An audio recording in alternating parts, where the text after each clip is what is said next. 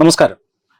ആർ.പി. ഈ ലോകത്തെ നടുക്കിയ മറ്റൊരു ഭീകരാക്രമണം കൂടി ഉണ്ടായിരിക്കുകയാണ്. ഓസ്ട്രേലിയയിലാണ് ഒരു ബീച്ചിൽ, അതെ, ഒരു ബീച്ചിൽ ആയിരക്കണക്കിന് ആളുകൾ ഉണ്ടായിരുന്നു. ഇവർക്ക് നേരെ 2 പേർ വെടിയുതിർക്കുകയായിരുന്നു. ഇതിന് ഇപ്പോൾ നെതന്യാഹുവിൻ്റെ ഒരു പ്രതികരണം വന്നിട്ടുണ്ട്. കാരണം ഓസ്ട്രേലിയയിൽ കുറച്ചു കാലമായി ഹമാസ് അനുകൂല പ്രകടനങ്ങൾ, പലസ്തീൻ ഐക്യദാർഢ്യ സമ്മേളനങ്ങൾ, ഇതൊക്കെ നടക്കുന്നുണ്ട്. ഇതിനെതിരെ അന്ന് തന്നെ മുന്നറിയിപ്പ് നൽകിയിരുന്നതാണ്. പക്ഷേ ഓസ്ട്രേലിയ നിരന്തരം ഞങ്ങളുടെ മുന്നറിയിപ്പ് അവഗണിച്ചു. അതിൻ്റെ ഫലമാണിത് എന്നാണ്. എന്ന് പറഞ്ഞാൽ ഹമാസ് അവരുടെ ഓപ്പറേഷൻ ഇസ്രായേലിൽ നിന്ന് പുറത്തേക്ക് മാറ്റുകയാണ് എന്നാണോ ഇതിൻ്റെ അർത്ഥം? ഇതിപ്പോൾ ഹമാസ് എന്ന് മാത്രം പറയാൻ പറ്റില്ല. ഹമാസ് മാത്രമല്ല, മിക്കവാറും എല്ലാ സംഘടനകളിലും വലിയ മാറ്റങ്ങൾ ഉണ്ടായിട്ടുണ്ട്. ഇപ്പോൾ ആഗോള ഇസ്ലാമിക തീവ്രവാദത്തെ ഒരുമിച്ചെടുത്ത് ആ ചിത്രം ജനങ്ങളുടെ മുമ്പിൽ അവതരിപ്പിക്കുന്നതായിരിക്കും നല്ലത്. കാരണം ഹമാസിനെ മാത്രം പറഞ്ഞിട്ട് കാര്യമില്ല. ഹമാസ് ആക്ച്വലി അവരുടെ ലക്ഷ്യം ഒരൊറ്റ ലക്ഷ്യമാണ്. അവരുടെ ആക്ടിവിറ്റീസും അതുമായി പരിമിതപ്പെടുത്തിയാണ് അവർ നിർത്തിയിരിക്കുന്നത്. ഇതിപ്പോൾ ഹമാസുമായിട്ട് ബന്ധമില്ല. പാകിസ്ഥാനി ഒറിജിനിലുള്ള ആൾക്കാരാണ് ചെയ്തത്, ജൂതന്മാരെയാണ് ലക്ഷ്യം വെച്ചത്. പക്ഷേ ഇത് ഇസ്ലാമിക് സ്റ്റേറ്റിൻ്റെ കയ്യൊപ്പുള്ള ആക്രമണമാണ് എന്നാണ് ഇപ്പോൾ കിട്ടുന്ന വിവരം. അതുകൊണ്ട് ജൂതന്മാരെ ആക്രമിച്ചുകൊണ്ട് ഹമാസാന്ന് പറഞ്ഞിട്ട് കാര്യമൊന്നുമില്ല. നടക്കുന്നത് ആഗോള ഇസ്ലാമിക തീവ്രവാദത്തിൻ്റെ ലോകത്ത് നടക്കുന്ന വലിയ മാറ്റങ്ങളാണ് യഥാർത്ഥത്തിൽ നമ്മൾ ചർച്ച ചെയ്യേണ്ടത്. പക്ഷെ അതിനു മുമ്പ് കുമാർ ചോദിച്ചത് ഈ നെതന്യാഹുവിൻ്റെ ഒരു നിർദ്ദേശം, അദ്ദേഹം യഥാർത്ഥത്തിൽ കത്തായിട്ട് അദ്ദേഹം കത്ത് കൊടുത്തതാണ്. കഴിഞ്ഞ ഓഗസ്റ്റിൽ കത്ത് കൊടുത്തതാണ്, നിങ്ങൾ ശ്രദ്ധിക്കണം, അവിടെ ഇങ്ങനെ ഒരു കാര്യങ്ങൾ നടക്കുന്നുണ്ട് എന്ന്. പക്ഷേ ഓസ്ട്രേലിയയുടെ ഒരു രാഷ്ട്രീയ സാമൂഹിക അന്തരീക്ഷത്തിൽ അവർ വളരെ സോഫ്റ്റായിട്ട് ഇവരോട് പെരുമാറുന്ന ആൾക്കാരാണ്. യഥാർത്ഥത്തിൽ നെതന്യാഹു മാത്രമല്ല, 2019 തന്നെ ഈ പറയുന്ന നവീദ് എന്ന് പറയുന്ന നവീദ് ഖാൻ അല്ലേ, ഈ അച്ഛനും മകനുമാണ്. അതിലെ മകൻ ജൂലൈ 2019 ഐസക് എൽ മറ്റാനി എന്ന് പറയുന്ന ഇസ്ലാമിക് സ്റ്റേറ്റുമായി ബന്ധമുണ്ട് എന്ന് കരുതുന്ന ഒരു വ്യക്തിയെ ഈ ഓസ്ട്രേലിയൻ പോലീസും അവരുടെ ഇന്റലിജൻസും ട്രാക്ക് ചെയ്യുന്നുണ്ട്. അയാളുമായി ബന്ധപ്പെട്ട ആളെന്നുള്ള നിലയിൽ ഈ നവീദും കുറച്ചു കാലം ഇവരുടെ നിരീക്ഷണത്തിലുണ്ടായിരുന്ന ആളാണ്. ഇയാൾ അപരിചിതനൊന്നുമല്ല അവർക്ക്. പക്ഷെ എന്തുകൊണ്ട് ആക്ഷൻ എടുത്തില്ല എന്ന് ചോദിച്ചാൽ അത് ഓസ്ട്രേലിയയിലെ രാഷ്ട്രീയ അന്തരീക്ഷത്തിന്റെ പ്രശ്നമായിരിക്കണം, ഓസ്ട്രേലിയയിലെ രാഷ്ട്രീയ നേതൃത്വത്തിന്റെ പ്രശ്നമായിരിക്കണം. 2014 മുമ്പ് ഭാരതത്തിലുണ്ടായിരുന്ന അതേ അന്തരീക്ഷം അങ്ങനെയായിരുന്നു. അതെ, മനസ്സിലായില്ലേ? അപ്പോൾ ഇത് മുതലെടുക്കുകയാണ് ഇവർ ചെയ്യുന്നത്. പക്ഷെ ആഗോള തലത്തിൽ നോക്കുമ്പോൾ ഇസ്ലാമിക ഭീകരവാദത്തിന്റെ ചിത്രം മാറുന്ന കാഴ്ച നമുക്ക് കാണാൻ പറ്റും. 2 പ്രധാനപ്പെട്ട മാറ്റങ്ങളുണ്ട്. ഒന്ന്, കുമാറെ, ഈ ആഗോള ഇസ്ലാമിക ഭീകരവാദത്തിൻ്റെ ഒരു കേന്ദ്ര ബിന്ദു എന്ന് പറയുന്നത് ഇതുവരെ മിഡിൽ ഈസ്റ്റ് എന്ന് നമ്മൾ പറയുന്ന പ്രദേശങ്ങളാണെങ്കിൽ ഇപ്പോൾ അത് സബ് സഹാറൻ ആഫ്രിക്കയിലേക്ക് മാറിയിട്ടുണ്ട്. മനസ്സിലായില്ലേ? അവിടെ ബുർക്കിന ഫാസോ എന്നൊക്കെ പറയുന്ന അവിടെ ആ ഭാഗത്തേക്ക് മാറിയിട്ടുണ്ട്. അവിടെയാണ് ഇപ്പോൾ ഏറ്റവും കൂടുതൽ ആക്രമണങ്ങൾ നടക്കുന്നത്, ഏറ്റവും കൂടുതൽ സംഘടനകളുടെ പ്രവർത്തനങ്ങൾ നടക്കുന്നതെന്നാണ് പറയുന്നത്. മിഡിൽ ഈസ്റ്റിനെക്കാട്ടി കൂടുതലാണ്. അപ്പോൾ അവിടെ കേന്ദ്രീകരിച്ചാണ് ഇപ്പോൾ പല പ്രവർത്തനങ്ങളും നടക്കുന്നത്. ഇത് എത്രത്തോളം സെക്യൂരിറ്റി ഏജൻസികൾക്ക് ഈ ഒരു പുതിയ സിനേറിയോ അനുസരിച്ച് അവർക്ക് ശ്രദ്ധ കൊടുക്കാൻ പറ്റുന്നു എന്നുള്ള ഒരു സംശയമുണ്ട്. സബ് സഹാറൻ ഡെസേർട്ട് ഏരിയയും ഒക്കെ ഉണ്ട് അതിനകത്ത് ആഫ്രിക്കയുടെ. അപ്പോൾ അവിടെ അതൊരു വലിയ മാറ്റമാണ്. രണ്ടാമത്തെ വലിയ മാറ്റം എന്താണെന്നറിയോ? ഈ പറയുന്ന അൽ-ഖ്വയ്ദയും ഇസ്ലാമിക് സ്റ്റേറ്റും ഒരുമിച്ച് പ്രവർത്തിച്ചു തുടങ്ങി എന്നുള്ളതാണ്. അമേരിക്കൻ ആക്രമണത്തിന്റെ കാലത്ത് ഈ ഇസ്ലാമിക് സ്റ്റേറ്റും അൽ-ഖ്വയ്ദയും തമ്മിൽ യുദ്ധം ചെയ്തിട്ടുണ്ട്. നമ്മുടെ കേരളത്തിൽ നിന്ന് പോയ ഒരു പയ്യൻ അൽ-ഖ്വയ്ദയുടെ ഒരു അവാന്തര വിഭാഗമായ അൽ നുസ്രയിലാണ് പ്രവർത്തിച്ചത്. നമ്മുടെ പാലക്കാട്ടുകാരന് ഒരു പയ്യൻ പോയിട്ടുണ്ടായിരുന്നു. അപ്പോൾ ഇയാളൊക്കെ ഇസ്ലാമിക് സ്റ്റേറ്റുമായിട്ട് യുദ്ധം ചെയ്തിട്ടുണ്ട്. അയാളുടെ തന്നെ ചാറ്റിൽ അത് അന്ന് വന്നതാണ്. പക്ഷേ ഇപ്പോൾ ഇവർ ഒരുമിച്ചിരിക്കുന്നു. കാരണം ലോകത്ത് ഇവർക്കെതിരെ ഉണ്ടാകുന്ന എതിർപ്പ് കാരണമായിരിക്കും ഇവരിപ്പോൾ ഒരുമിച്ചിട്ടുണ്ട്. നമ്മുടെ ഭാരതത്തിനെതിരായിട്ടുള്ള ശക്തികളുടെ, ഇസ്ലാമിക ഭീകര ശക്തികളുടെ കാര്യത്തിലും അത് സംഭവിച്ചിട്ടുണ്ട്. കഴിഞ്ഞ മാസം തന്നെ ജെയ്ഷെ മുഹമ്മദും ഹിസ്ബുൾ മുജാഹിദിനും ഒരുമിച്ച് ജെയ്ഷിന്റെ ഹെഡ്ക്വാർട്ടേഴ്സിൽ തന്നെ മീറ്റിംഗ് നടത്തി. അപ്പോൾ ഇസ്ലാമിക തീവ്രവാദി സംഘടനകൾ പരസ്പരം അടിക്കുന്നതിന് പകരം അവർ ഒരുമിക്കുകയാണ്. അപ്പോൾ ഈ 2 വലിയ മാറ്റങ്ങൾ നടക്കുന്നുണ്ട് ലോകത്ത്. അതുകൊണ്ട് തന്നെ ഇസ്ലാമിക ഭീകരവാദത്തിന്റെ നിഴലിലാണ് ലോകം ഇപ്പോൾ. ഈ കഴിഞ്ഞ 24 മണിക്കൂർ ഞാൻ ഫേസ്ബുക്കിൽ ഒരു പോസ്റ്റ് ഇട്ടിരുന്നു.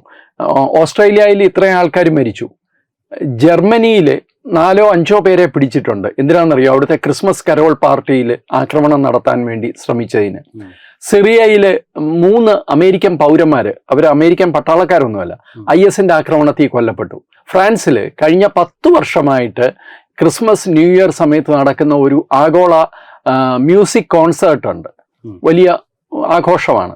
അത് 10 വർഷമായിട്ട് നടന്നു വരുന്നത്. അത് ഈ വർഷം വേണ്ടാന്ന് വെച്ചു. കാരണം ഈ ഭീഷണിയാണ്. അപ്പൊ ആഗോള തലത്തിൽ തന്നെ ഇതൊരു വലിയ ഭീഷണിയായിട്ട് മാറുകയാണ്.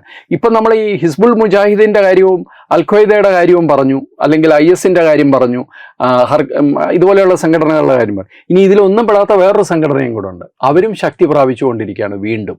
അതായതാണെന്നറിയാമോ? Islamic state ഖൊറാസാനാണ്.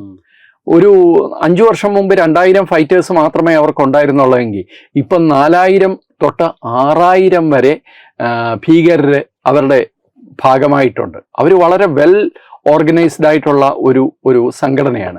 നമ്മളുടെ ഇവിടുന്ന് പോയ നിമിഷ ഫാത്തിമയൊക്കെ അവരുടെ കസ്റ്റഡിയിലാണ്. മനസ്സിലായില്ലേ?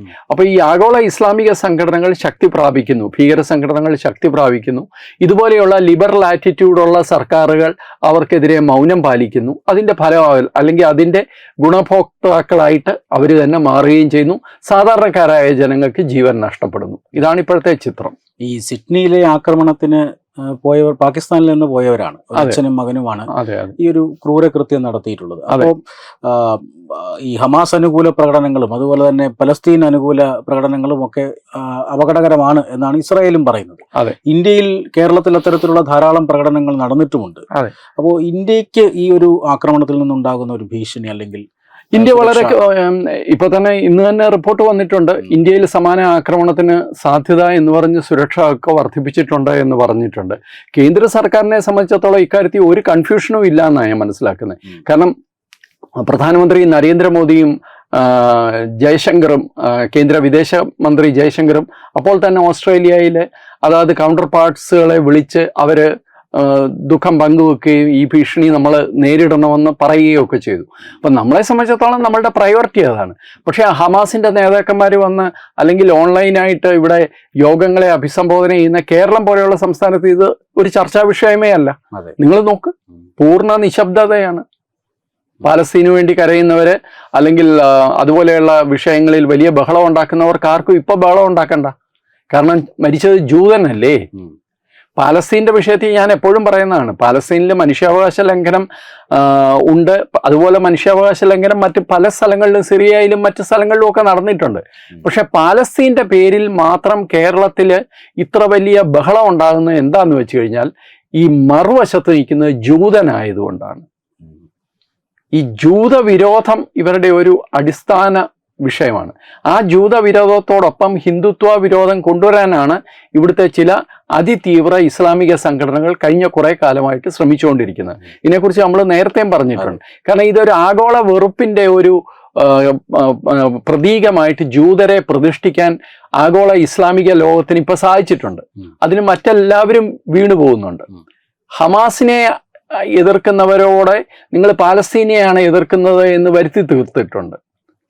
അപ്പോൾ അതുപോലെ ഹിന്ദു വിരോധവും ആഗോളതലത്തിൽ കൊണ്ടുവരാനുള്ള ശ്രമങ്ങളാണ് ഇവർ ചെയ്യുന്നത്. അമേരിക്കയിൽ പോലും ചില സംസ്ഥാനങ്ങളിൽ കാസ്റ്റിന്റെ പേരിൽ നിയമനിർമ്മാണം നടത്തുകയും ഹിന്ദുക്കളെ ഹറാസ് ചെയ്യുകയും ഒക്കെ ചെയ്യുന്നത് ഈ ഒരു ആഗോള സിസ്റ്റത്തിന്റെ, അല്ലെങ്കിൽ അവരുടെ ഒരു പദ്ധതിയുടെ ഭാഗമാണ്. വെറുപ്പിന്റെ ചാപ്പ കുത്തുക സമൂഹങ്ങളുടെ മേൽ, എന്നിട്ട് അവരെ ആക്രമിക്കുക. അവരെ ജൂതന്മാരെ ആക്രമിച്ചു കഴിഞ്ഞാൽ അതിനെ കണ്ടം ചെയ്യാൻ, അല്ലെങ്കിൽ അതിനെ അപലപിക്കാൻ ആൾക്കാർക്ക് ബുദ്ധിമുട്ടുള്ള ഒരു അവസ്ഥ എത്തിക്കുക. ഇപ്പം നോക്ക്, എത്ര രാജ്യങ്ങൾ അപലപിച്ചിട്ടുണ്ട്. വളരെ കുറച്ച് രാജ്യങ്ങളേ ഉള്ളൂ. അമേരിക്കയുണ്ട്, ഇന്ത്യയുണ്ട്, 3-4 രാജ്യങ്ങളേ ഉള്ളൂ. ഇത് മറ്റൊരിടത്താണ് നടന്നതെങ്കിൽ ഇങ്ങനെ ആയിരിക്കുമോ? ഒരു ഇസ്ലാമിക ലോകത്താണ് ഇത് നടക്കുന്നതെങ്കിൽ ഇങ്ങനെ ആയിരിക്കുമോ? അതാണ് അതിനകത്തെ വ്യത്യാസം. ഇപ്പോൾ ഈ ഭീകരവാദികളുടെ ഒരു മാറ്റം, അവരുടെ ഓപ്പറേഷനിലെ ഒരു മാറ്റത്തെക്കുറിച്ച് താങ്കൾ പറഞ്ഞു. ഇതിനനുസരിച്ച് രാജ്യങ്ങൾ എങ്ങനെയായിരിക്കും മാറുക, പ്രത്യേകിച്ചും ഇന്ത്യ? അതെ, അത് തന്നെയാണ് ഞാൻ നേരത്തെ പറഞ്ഞത്. ഇതനുസരിച്ച് മാറാൻ സെക്യൂരിറ്റി ഏജൻസികൾക്കും രാജ്യങ്ങളുടെ നയങ്ങൾക്കും സമയമെടുക്കുന്നുണ്ട്. ആ ഗ്യാപ്പിൽ വലിയ തോതിൽ അക്രമം നടക്കാനും സാധ്യതയുണ്ട്. ഇപ്പോ അൽഖ്വയ്ദയും IS-ഉം ഒരുമിച്ചാണ് ഓപ്പറേഷൻ നടത്തുന്നതെന്ന് ഇപ്പോഴും പല രാജ്യങ്ങൾക്കും ബോധ്യമായ കാര്യമൊന്നുമല്ല. അവിടെയൊക്കെ സിസ്റ്റം ഉണ്ടല്ലോ ഇവരെയൊക്കെ നിരീക്ഷിക്കാൻ. പക്ഷെ ആ സിസ്റ്റം ഇതനുസരിച്ച് മാറുകയും അപ്ഡേറ്റഡ് ആയി മറ്റൊരു സ്ട്രാറ്റജി അപ്ലൈ ചെയ്യുകയും ചെയ്തു വരാൻ സമയമെടുക്കും. അതിനിടയിൽ ഇത്തരം ആക്രമണങ്ങൾ വളരെ എളുപ്പമാണ് കുമാറെ. ഇപ്പൊ ഈ ഇസ്ലാമിക് സ്റ്റേറ്റ് ഖൊറാസാന്റെ കാര്യം ഞാൻ പറഞ്ഞില്ലേ, 2024, ഇപ്പൊ 2025 തീർന്നു കഴിഞ്ഞാൽ മാത്രമേ 2025 കണക്ക് കിട്ടുകയുള്ളൂ. 2024 അവര് മാത്രം കൊന്നത് 1800 ചില്ലുവാനം ആൾക്കാരെയാണ്. 2025 ഈ കണക്ക് അതിലും കൂടുതലായിരിക്കും. പക്ഷെ ആരും അത് ശ്രദ്ധിക്കുന്നില്ല. അതെന്തുകൊണ്ടാണെന്ന് വെച്ച് കഴിഞ്ഞാൽ ഇവർ ഈ സ്ഥലം മാറുകയും സ്ട്രാറ്റജി മാറുകയും, ഇപ്പം ഈ ആഫ്രിക്കൻ കോണ്ടിനെന്റിലേക്ക് ഇവരുടെ പ്രവർത്തന കേന്ദ്രവും ഇവരുടെ സ്ട്രാറ്റജി മാറ്റുകയാണെങ്കിൽ ഇവർക്ക് വലിയ ലിവറേജ് ഉണ്ട്. കാരണം എന്ന് വെച്ച് കഴിഞ്ഞാൽ ഈ ആഫ്രിക്കയിലെ പല സ്ഥലങ്ങളിൽ നിന്നും സ്വർണ്ണ ഖനിയിൽ നിന്ന് സ്വർണം എടുക്കുന്നതിന്, ഇത് ട്രാൻസ്പോർട്ട് ചെയ്യുന്നതിനൊക്കെ ഭീകര സംഘടനകളുടെ സഹായം പല രാജ്യങ്ങളും സ്വീകരിക്കുന്നുണ്ടെന്നാണ് പറയുന്നത്. എന്തായാലും ചില നെറ്റ്വർക്കുകൾ ആ സഹായം സ്വീകരിക്കുന്നുണ്ട്. അപ്പൊ ഇവർക്ക് പണത്തിന് യാതൊരു ബുദ്ധിമുട്ടും ഉണ്ടാവില്ല. ദുബായിലൊക്കെ എത്തുന്ന ഈ സ്വർണം എന്ന് പറയുന്നത് ആഫ്രിക്കൻ ആരാ അവിടെ വരെ കൊണ്ടു കൊടുക്കുന്നത്? അത് ഖനിയിൽ പണിയെടുക്കുന്നതും ഖനിയിൽ നിന്ന് സ്വർണം കുഴിച്ചെടുക്കുന്നതൊന്നും ഭീകരവാദികളല്ല. പക്ഷെ അവരുടെ പ്രൊട്ടക്ഷനിലാണ് ഈ സാധനം എത്തേണ്ട സ്ഥലങ്ങളിൽ എത്തുന്നത്. അപ്പൊ ഇവർക്ക് അതൊരു വലിയ സോഴ്സാണ്. ഇപ്പം നമ്മളുടെ അഫ്ഗാനിസ്ഥാനിലും ഒക്കെ അൽഖ്വയ്ദയുടെ ഒരു വലിയ വരുമാന മാർഗം അവിടുത്തെ കഞ്ചാവ്, കറുപ്പൊക്കെ ഉണ്ടാക്കുന്ന പാടങ്ങളുണ്ട്. ആ പാടങ്ങളുടെ മുഴുവൻ പ്രൊട്ടക്ഷൻ അൽഖ്വയ്ദയ്ക്കായിരുന്നു. അൽഖ്വയ്ദ അധികാരത്തിൽ നിന്ന് മാറി നിന്നപ്പോഴും അവരുടെ സംഘടന ശക്തമായിരുന്നത് ഈ പണം കൊണ്ടാണ്. അപ്പൊ ഇപ്പൊ ആഫ്രിക്കയിലേക്ക് ഇവർ മാറുന്നത് ഒരുപക്ഷെ ഈ സാമ്പത്തിക സുരക്ഷിതത്വം ഓർത്തിട്ടായിരിക്കണം. പക്ഷെ ഇത് കൃത്യമായി ഇതനുസരിച്ച് സ്ട്രാറ്റജി മാറ്റാൻ ഈ ലോക സംഘടനകൾക്ക്, ലോക രാജ്യങ്ങളിലെ സുരക്ഷാ ഏജൻസികൾക്ക് സാധിക്കുന്നുണ്ടോ എന്ന് ചോദിച്ചു കഴിഞ്ഞാൽ എനിക്ക് തോന്നുന്നത് ഇല്ല എന്ന് തന്നെയാണ്. അപ്പോൾ തീർച്ചയായിട്ടും ഈ ലോകമെമ്പാടും ഈ ഭീകര സംഘടനകളുടെ ഇടപാടുകൾ, പ്രത്യേകിച്ചും പണമിടപാടുകൾ നിരീക്ഷിക്കപ്പെടുകയാണ്. ഇതുകൊണ്ടായിരിക്കും അല്ലേ ആഫ്രിക്ക പോലെയുള്ള രാജ്യങ്ങളിലേക്ക് ഈ തീർച്ചയായിട്ടും കാരണം എന്ന് വെച്ച് കഴിഞ്ഞാൽ ഇപ്പൊ മിഡിൽ ഈസ്റ്റിൽ കുറെ കൂടി ശ്രദ്ധ വന്നിട്ടുണ്ട് ഇത്തരം കാര്യങ്ങളിൽ. പല രാജ്യങ്ങളും, പല മുസ്ലിം രാജ്യങ്ങളും ഭീകരവാദത്തിനെതിരെ ശക്തമായി നടപടിയെടുക്കുന്നുണ്ട്. അത് ഭാരതത്തിന്റെ നമ്മൾ പറഞ്ഞാലും പറഞ്ഞില്ലെങ്കിലും, സമ്മതിച്ചാലും ഇല്ലെങ്കിലും, അക്നോളജ് ചെയ്താലും ഇല്ലെങ്കിലും, അത് പ്രധാനമന്ത്രി നരേന്ദ്രമോദി ഉൾപ്പെടെയുള്ള ചില ലോക നേതാക്കന്മാരുടെ സ്വാധീനവും അതിനൊരു കാരണമാണ്. നമ്മളൊന്നും ഒരിക്കലും ചിന്തിക്കാത്ത തരത്തിൽ അവർ ഭീകരവാദത്തിനെതിരെ, ഇസ്ലാമിനെതിരെയല്ല, ഭീകരവാദത്തിനെതിരെ അവർ ശക്തമായി നിലപാടെടുക്കുന്നുണ്ട്. അപ്പൊ ഇവർക്ക് ചില ബുദ്ധിമുട്ടുകളുണ്ടല്ലോ. ഇപ്പൊ ഇവിടെ ആകുമ്പോൾ കുറച്ചുകൂടി ഫ്രീ ആണ് അവരുടെ കാര്യങ്ങൾ. പക്ഷെ അതിനേക്കാൾ എനിക്ക് അപകടകരമായിട്ട് തോന്നുന്നത് 2-3 സംഘടനകൾ ഒരുമിച്ച് വരുന്നതാണ്. ഇപ്പൊ ഭാരതത്തെ സംബന്ധിച്ചിടത്തോളം നമുക്ക് ഏറ്റവും വലിയ അപകടം 2026 വരാൻ പോകുന്നത് ഈ 2 ഭീകര സംഘടനകൾ ഒരുമിച്ച് വരുന്നത് തന്നെയാണ്. ലഷ്കറും ഈ ജെയ്ഷെ മുഹമ്മദും ഇവർ ഒരുമിച്ച് വരുന്ന വലിയ അപകടമാണ്. അപ്പൊ ഇതുപോലെ ആഗോളതലത്തിലും ഒരു വലിയ അപകടമാണ്. 2025 കണക്ക് വരുമ്പോൾ നമുക്കറിയാം എത്ര ഭീകരാക്രമണങ്ങളിൽ എത്ര സാധാരണക്കാരായ പാവങ്ങൾ മരിച്ചിട്ടുണ്ട് എന്ന്. ഈ ഒക്ടോബർ 7 യഥാർത്ഥത്തിൽ ജൂതന്മാരുടെ ഒരു വിശേഷ ദിവസമായിരുന്നു. ഇപ്പൊ 2023 ആ ഒക്ടോബർ 7 തന്നെ ഇവർ ഈ ആക്രമണം നടത്തിയത്, ആ ദിവസം ഈ ജൂത സമൂഹത്തിന് ഒരു കറുത്ത ദിവസമായി ചരിത്രത്തിൽ മാറാൻ വേണ്ടിയിട്ട് തന്നെയാണ്. ഇപ്പോൾ ഈ നടന്നിരിക്കുന്ന ഈ ആക്രമണവും അവരുടെ ഒരു വിശേഷ ദിവസത്തിൽ തന്നെയാണ് അവർ ചെയ്തിരിക്കുന്നത്. അപ്പൊ എത്രമാത്രം ഒരു വംശീയ വിരോധമാണ് അവർ മനസ്സിൽ സൂക്ഷിക്കുന്നത്. അതിന് ന്യായം കണ്ടെത്താനാണ് നമ്മുടെ നാട്ടിലെ പോലും ചില ബുദ്ധിജീവികളെന്ന് പറയുന്നവരൊക്കെ ശ്രമിക്കുന്നത്. അത് ജൂതന്മാർ ഇങ്ങനെയൊക്കെ ചെയ്തിട്ടല്ലേ? അങ്ങനെയാണെങ്കിൽ ഈ ഇസ്ലാമിക ഭീകര സംഘടനകൾ ആഫ്രിക്കയിലും എല്ലാ കോണ്ടിനെന്റുകളിലും എത്രമാത്രം അക്രമവും നിരപരാധികളുടെ ചോരയാണ് ഒഴുക്കുന്നത്. അതിപ്പോഴും തുടരുകയാണ്. അതിനെക്കുറിച്ച് ആർക്കും ഒരു മിണ്ടാട്ടം. ഈ ഇരട്ടത്താപ്പ് അവസാനിക്കാതെ ഈ ഒരു പ്രശ്നം പരിഹരിക്കാൻ പറ്റില്ല. ഈ ഇരട്ടത്താപ്പ് നിങ്ങൾ അവസാനിപ്പിക്കണമെന്നാണ് യഥാർത്ഥത്തിൽ ബെഞ്ചമിൻ നെതന്യാഹു ഓസ്ട്രേലിയയോട് പറയാതെ പറഞ്ഞത് എന്നാണ് എൻ്റെ വിശ്വാസം. എന്തായാലും ഭീകരതയോട് കാണിക്കുന്ന മൃദു സമീപനം അത് ഇന്നല്ലെങ്കിൽ നാളെ ദോഷമായി മാറും എന്നതാണ് ഓസ്ട്രേലിയയിൽ നടന്ന ഭീകരാക്രമണത്തിന്റെ സന്ദേശം. ഇസ്രായേൽ അത് ചൂണ്ടിക്കാണിക്കുന്നതും അതുതന്നെയാണ്. നമസ്കാരം.